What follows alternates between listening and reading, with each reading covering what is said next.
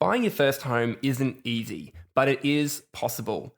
And over the next couple of weeks, we're going to talk about home ownership, how to approach it with a winning mindset, the types of support and strategies that you can make use of to help you save for a deposit, and also navigate the big questions like how much do I need to save, or how much should I really borrow? What kind of home is suitable for me? And how do I secure finance? Because every bank is different, and believe it or not, there are thousands of loan products out there. To help answer all these questions, we'll be chatting to mortgage brokers, financial advisors, and buyers advocates. So if that's you, track with us on this journey. It's going to be fun. And now, onto the show. You're listening to Mind Over Money.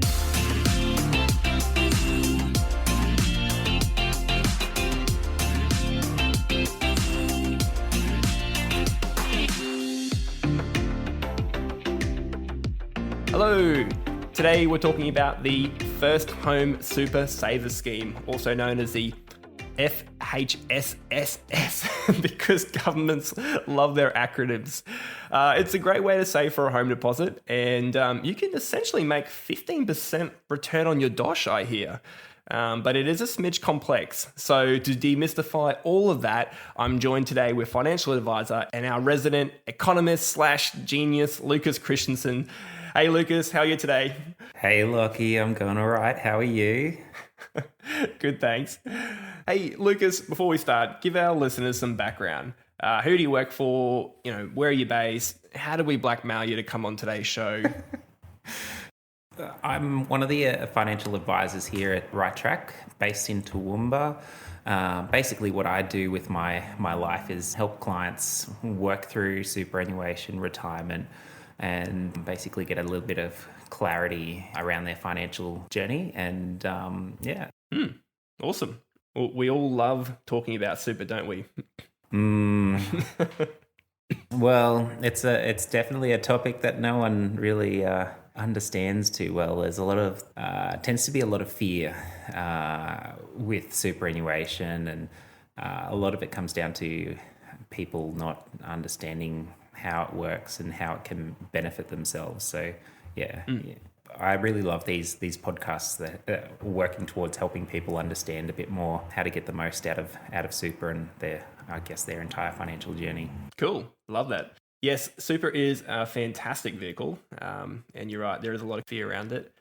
So the First Home Super Savers Scheme, FHSSS, gosh, that acronym. What the heck is it? I actually used this scheme myself about 2 years ago, I think, with the guidance of my advisor, and I still don't quite understand it. So, walk us through it. What is it in a nutshell? How can we use it to help us save for a deposit? Okay, yeah. So the First Home Savers Super Scheme is a bit of a mouthful to get your head around, but it's a great scheme to help people. Basically, anyone who doesn't own a house or has never owned a house before, to save. It gives you tax benefits to save for a deposit. That's essentially the crux of it. It's a bit of a complicated thing to get your head around, so it's definitely worth getting the help of an advisor to try and work through it all. But if you're in the right situation for it, it's more or less free money towards your house, really. So I've heard that you can basically get 15% return on your money in the form of tax savings. Yeah. It's okay. How does that work? Because that sounds too good to be true. Again, I've done this scheme. I've done it. I know it works. Didn't quite understand it at the time. It sounds like you're laundering money through your super fund. But hey, if the government says it's legal, why not? Yeah, that's right. The government's put their stamp on it, so it's okay to do, really. I mean, I wouldn't encourage it if it didn't have the government seal of approval. So you can put in money, claim a tax deduction for it. Super fund pays 15% tax on that contribution that you put in, and then when you draw the money out, when it comes time to buy the house, the money that you draw out gets taxed at your marginal tax rate, but you get a 30% tax offset to go towards offsetting some of the tax. So you're paying 15% on the way in, you get 30% off on the way out. Right. So if we would assume most people are on around about a 30% tax bracket, that's where you can get that 15% return essentially on your money. Yeah, that's right. That's right. So if your tax rate's 30%, you've paid 15%. you're essentially not paying any tax on the way out. So you've saved 15% on those funds. Okay, let's break this down. So first part, putting money in. What counts? You have to put voluntary super contributions in, correct? Yeah, that's right. So what your employer puts in, so the super guarantee that your employer has to put in doesn't count.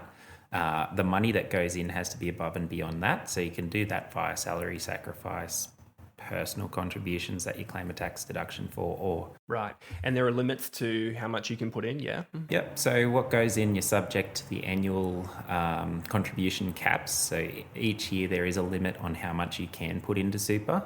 The limit for tax deductible contributions is $27,500, but the limit as to contributions that can be applied towards this scheme is $15,000 each year. So if you're a couple, so it would be $15,000 per person, correct? Yeah, that's right. That's right. So that's okay. Your individual cap, more or less. So okay. So yeah, why not save cash? Should we do both? I mean, I did both. Most people, I think, would have to do both, saving cash and if they were using this scheme, just because of the size of deposits usually needed now to buy a home. But what's your thoughts on that?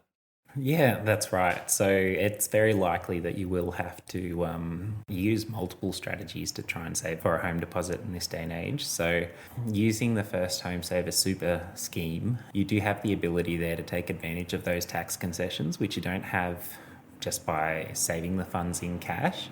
Putting the money into super, what you can take out, the government sort of guarantees a fixed interest rate. So they'll let you pull out what the money that you've put in that's eligible for the scheme, plus a fixed earnings rate, which I think is about 4% at the moment, which is more than what you can get on savings accounts and term deposits. So it's definitely worth it from that perspective. And the cap now is at 1st of July this year is 50,000. So you can have a little bit more in there.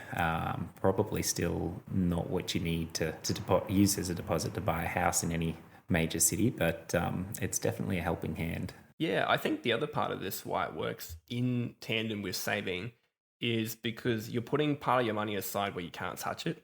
You can't go out and spend it. So it's a great strategy to have in conjunction with also saving cash, and you've got those tax benefits.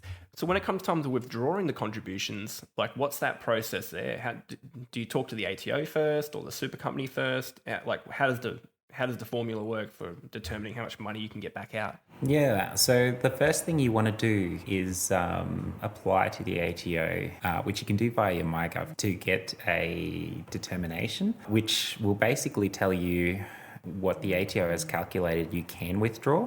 Reason why this is the thing that you want to do first is because it needs to be done before you've signed a contract.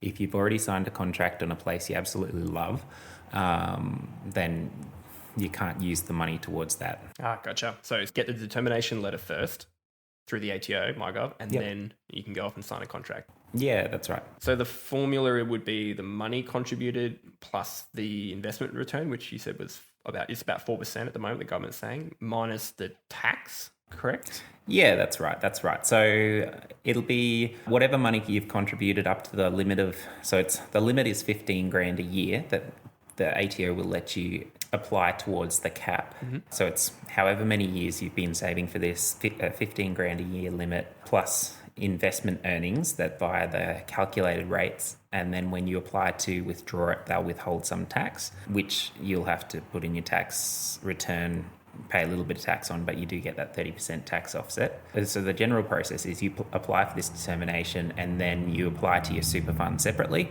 The super fund can take up to 2 weeks, 14 days to actually process the release amount once they've received that determination. Okay, so a couple of steps, but not too complex. Put money aside, stick within the caps, and then when you go to buy a home, get the determination letter first, then take the money out, then go sign a contract. You can actually talk to the super company straight away, right, after that, and then go to get the funds released? Or do you need the contract signed and then you can release the funds?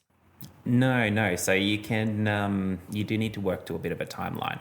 So you can get the money out as soon as you've received that determination, but you do have a time limit of 12 months in which to sign a contract if your contract isn't signed in that 12 months, you either have to put the money back into super, or you have to pay tax charges 20%, an extra 20% on the funds to keep it outside of super. Right, gotcha. So it's important to get the timing right, because if you miss that window, you haven't got your contract signed within the right time frame, you can only use this scheme once. So it's a use it or lose it.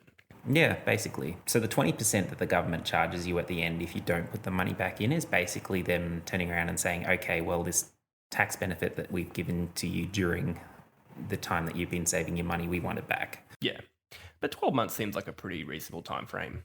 When you get to that point where you think you're ready to buy the home, you take the money out, you've got 12 months to now go search that home, plus any other money you've saved towards your deposit.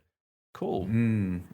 Yeah, 12 months, it depends on the market you're looking in, and also whether or not another deciding factor could be if you're buying vacant land to build on. I've heard lately that building times are blown out, so apply caution. Yeah, basically. You want to be serious before you actually start. Otherwise, that window can close quite quickly. Yeah, okay. Good point. So is this something worth doing on your own, or do you recommend partnering with someone like an advisor? I would definitely recommend seeking some professional guidance in the matter, someone who can actually work through the steps and make sure that you're able to keep on those targets. I would definitely recommend at least talking to an advisor, even if it's to basically determine whether you're eligible for the scheme before you go down the track of starting to put money in.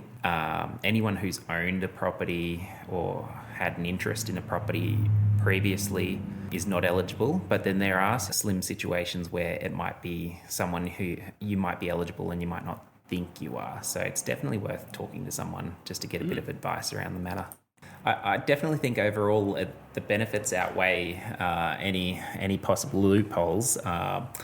And I'd definitely look into it and start thinking about how best to save that money and get that money into super to help save for that deposit. Yeah, so it's helping you stick to the plan of saving for that first home, and giving you that little perk of that tax benefit along the way, which I think definitely goes that extra mile to help you get there.